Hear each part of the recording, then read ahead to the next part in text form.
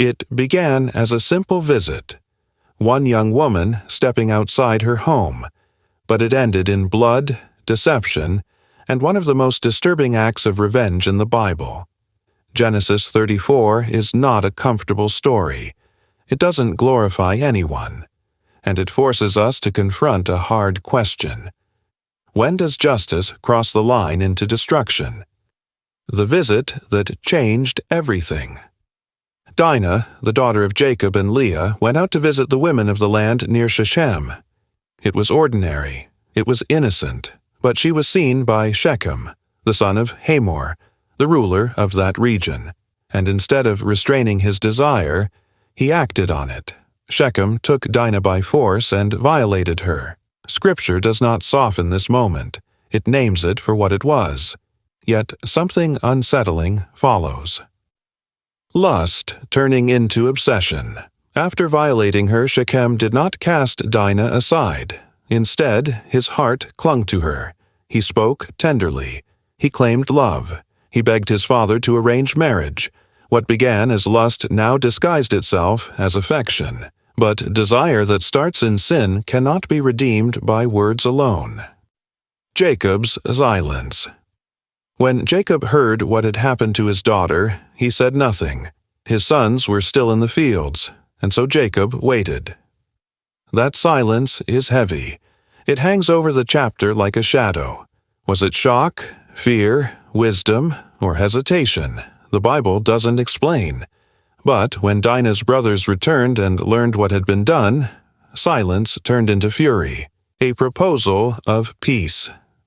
Hamor, Shechem's father, came to Jacob with an offer: marriage, intermarriage, shared land, economic peace.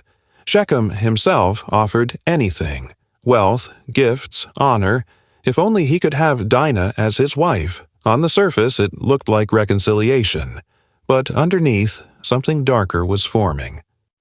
The deception. Dinah's brothers answered deceitfully. They said peace was possible, but only under one condition. Every male in Shechem city must be circumcised. They spoke calmly. They smiled. Shechem agreed immediately. So desperate was he for Dinah that he convinced every man in the city to submit, believing it was the price of unity and prosperity. They had no idea it was a trap. The day of blood. 3 days later, while the men of the city were weak and unable to defend themselves, Simeon and Levi moved, swords drawn.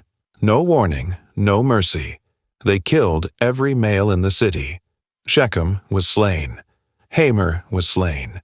Dinah was taken from Shechem's house, and the rest of Jacob's sons followed, looting the city, taking livestock, women, and children. What began as righteous anger ended in complete devastation. Jacob's horror. When Jacob saw what his sons had done, he was shaken. "You have brought trouble on me," he said. "You have made us a target." Jacob feared retaliation, annihilation, the end of his household. But his sons answered with a chilling question. Should he have treated our sister like a prostitute? The chapter ends there. No divine commentary, no justification, no applause. Just silence. The moral we are left with.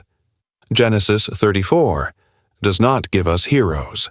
It gives us broken people responding to sin with more sin. It shows us that lust destroys, deception multiplies evil. Revenge rarely stays contained, and it leaves us with a warning. Righteous anger can still lead to unrighteous actions if left unchecked.